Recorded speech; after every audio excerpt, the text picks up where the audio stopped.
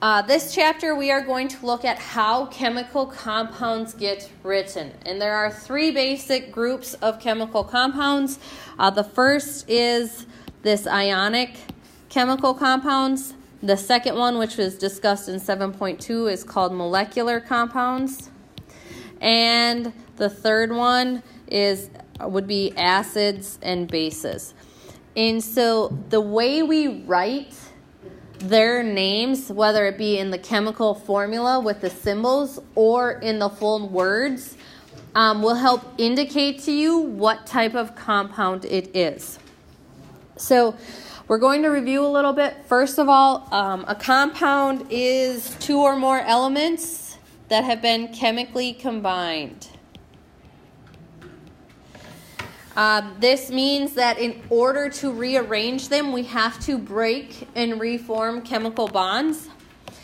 Elements in a compound will lose their individual characteristics. So an example here is your basic table salt, NaCl.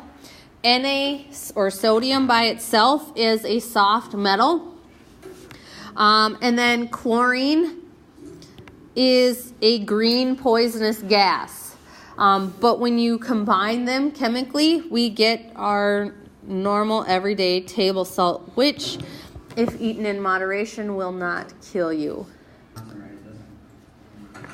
All right, so Lavoisier, which is probably not the right way to say it because he's probably French, is the scientist credited with developing the chemical naming system, and we call this nomenclature.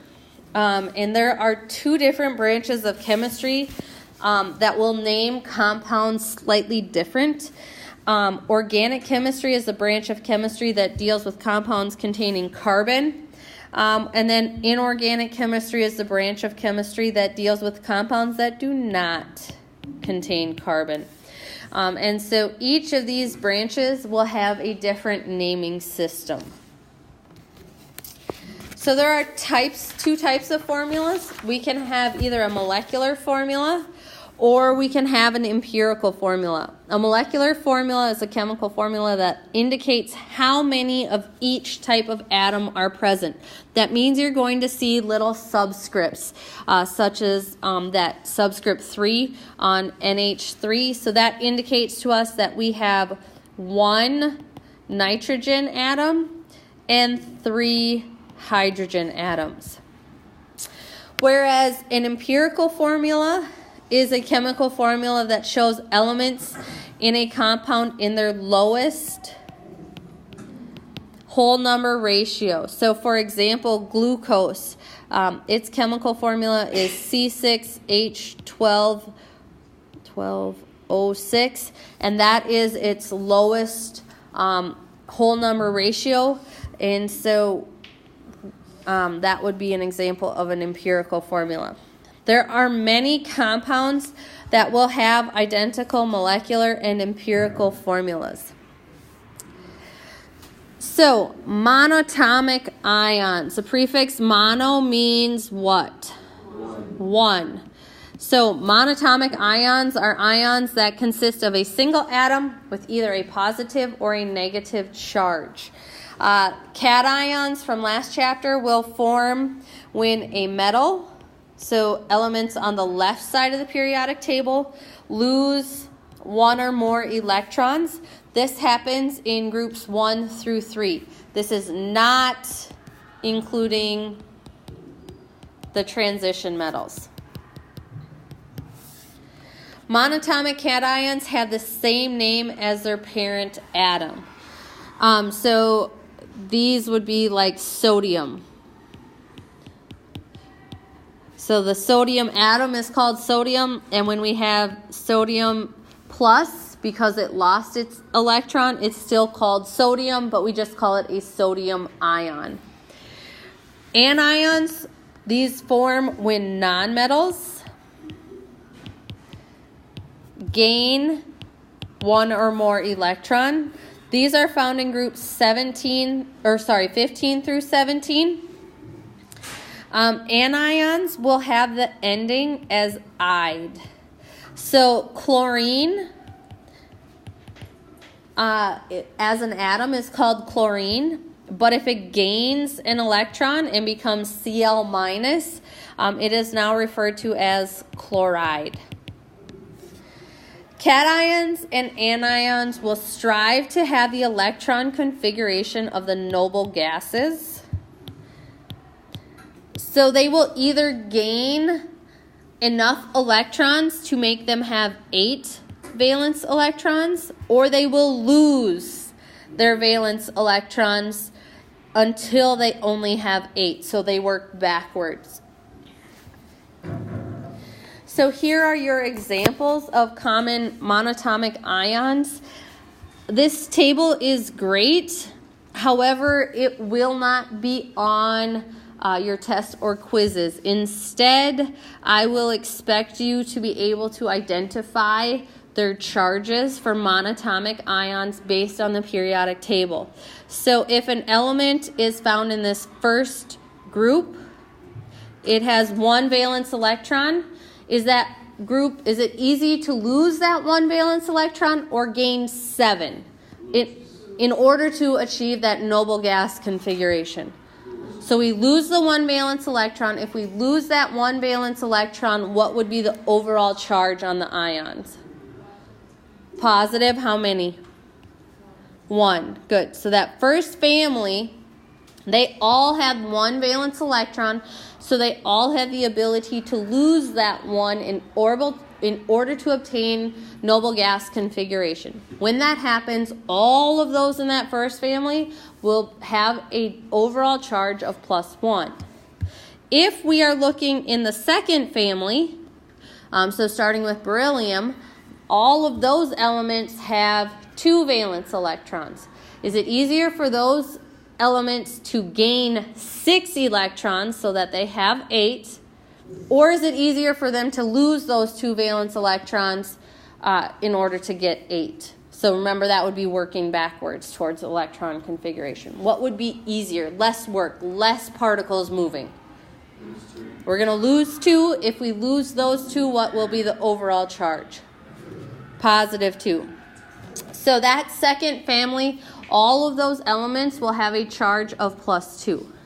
So then we go ahead and we skip the transition metals for these rules because transition metals do not follow these rules. And we look at the boron family. So this is family 13 or 3, kind of depending on how you count it out. So these guys all have 3 valence electrons. So is it going to be easier for them to lose 3 or gain 5? If we lose 3, what's our overall charge? +3. So then we have the carbon family. The carbon family has 4 valence electrons. Is it easier to gain 4 or lose 4?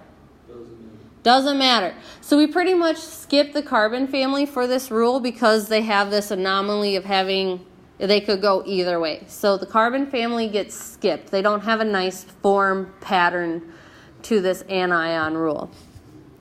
But then we can go over to the nitrogen family. The nitrogen family has 5 valence electrons. Will it be easier for them to lose 5 or gain 3 electrons? So if we gain 3, what will be our net charge? We'll have a -3 charge because we have 3 more negatives or 3 more electrons than we do positives. Then we look at the next family, which is the oxygen family. The oxygen family has 6 valence electrons. Is it easier to gain 2 electrons or lose 6? Gain 2. If we gain 2, we'll have a net charge of -2. Are we understanding this? Last family that we'll look at is the halogens. They have 7 valence electrons. Their goal will be to gain 1 so that they have that -1 charge with 8 full valence shells. So why do we not look at the noble gases when we look at charges here? They're already full. They already have a full valence shell. So we don't really, they don't lose electrons or gain electrons. So then, like I said, we skip the transition metals when we look at those rules because the transition metals can do multiple things. They are capable of forming more than one type of stable ion. That means they could be a +1, they could be a +2, a +4. I think there's one of them that can be a +6.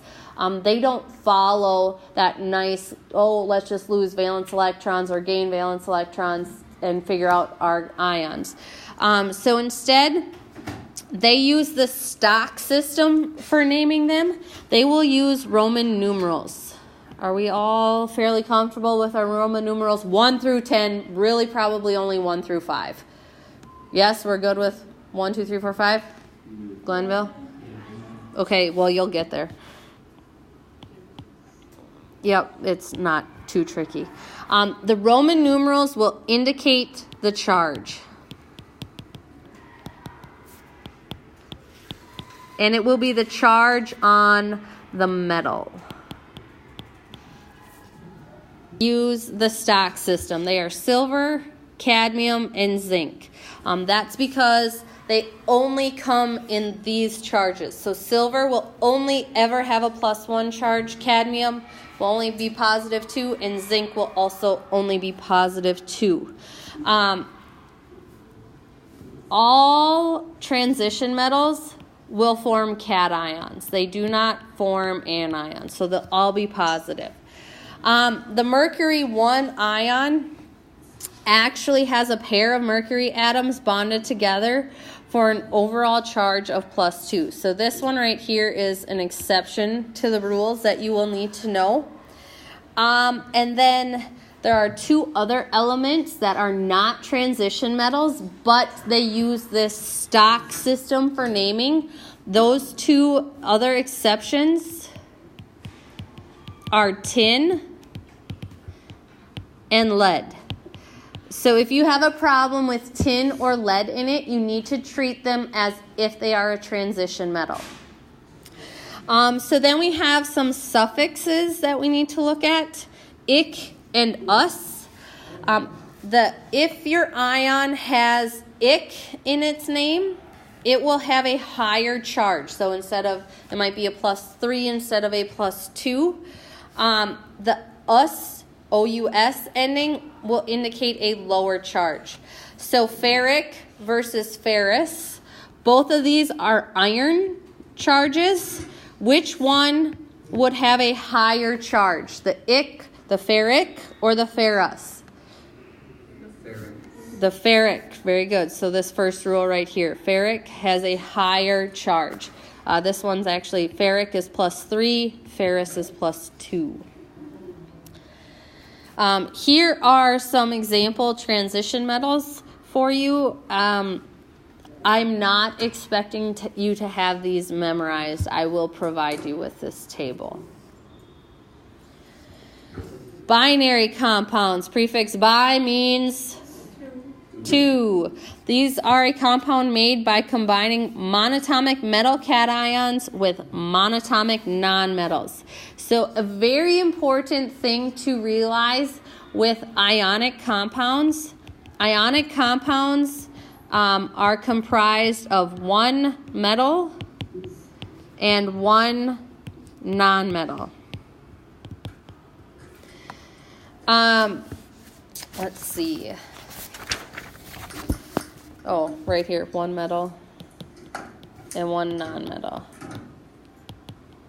Generally, the metal will be written before the nonmetal. So back to our sodium and chlorine example, when we write NaCl, we write Na first because it is the metal. Chlorine gets written second because it is the nonmetal. The subscripts, the little small letters, numbers, do not affect the name. So if you have perhaps like MgCl2, when you say magnesium chloride, to name this, we don't worry about that there's a subscript 2 on chloride or chlorine. The overall charge of the compound must be 0. This is perhaps one of the most important keys to doing this correctly. You need to make sure when you are dealing with naming ionic compounds that they are written so that their overall charge is 0. So we will work through this.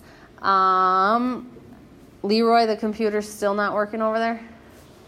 All right, so in this particular example, it is cesium and fluorine. And so we need to combine them to form a compound. This is what I call going from words to symbols. So the first step is to write both element symbols. So cesium is CS, and fluorine is F. So that's your first step. Your second step will then be to look up their charges. So on the periodic table, cesium is where?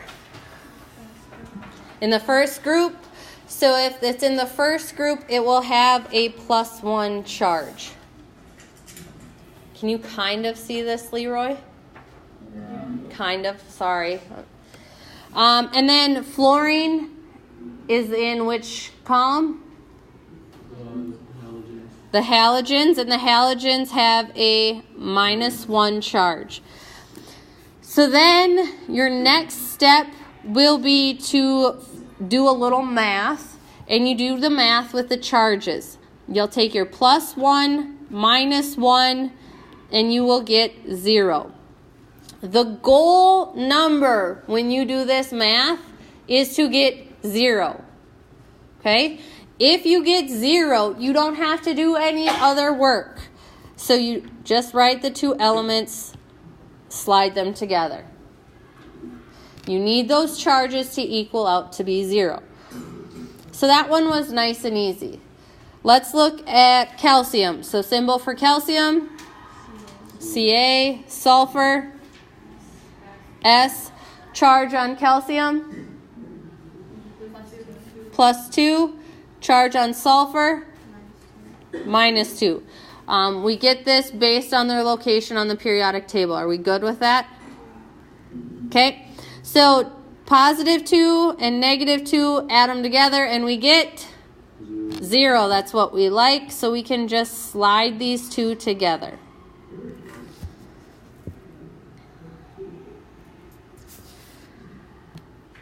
Okay. Moving on. Aluminum, Al, and chlorine. Oh, let's get that right. Cl, sorry. All right, so what's aluminum's charge?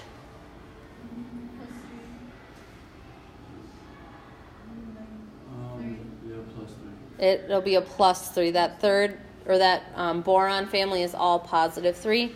And then the charge on chlorine, -1. So now here we have a situation when we do the addition, the +3 -1, we do not get 0. If we do not get 0, you need to identify which one has the lower number. So a -1 is smaller than 3.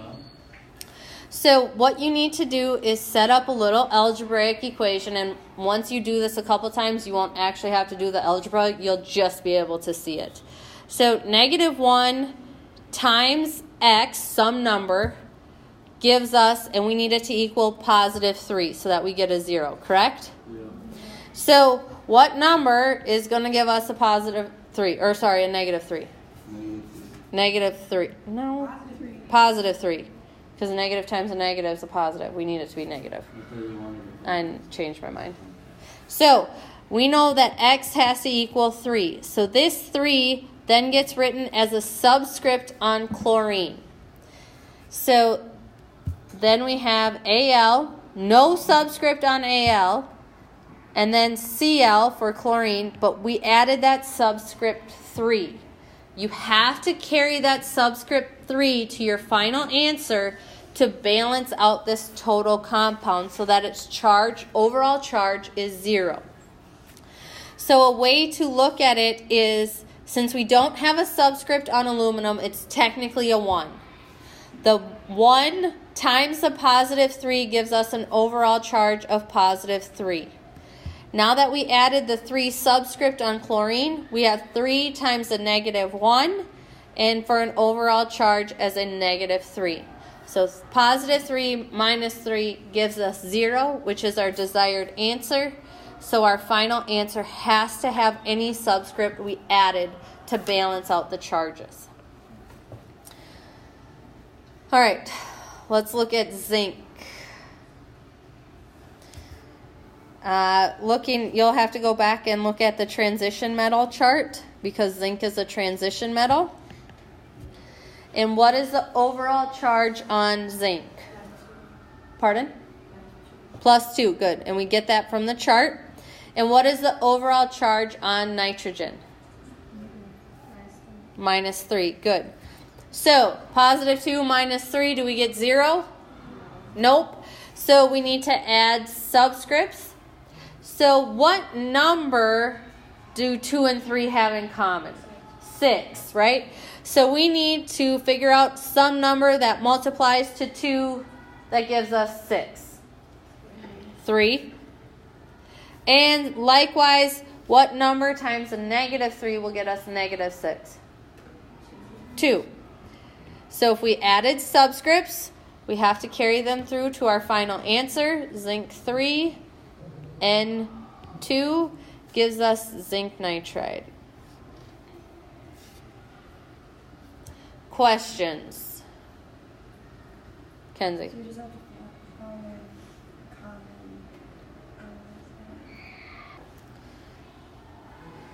All right, so what if we go backwards? What if we're given the symbols and we have to go to the words? So here, Ag is silver. Silver is a transition metal that will always get 1. That's one of those rules that's on the previous slide or 2 previous slides. And S is sulfur. However, your anions, the rule with anions, instead of its normal ending, it becomes "ide." So it will be silver 1 sulfide.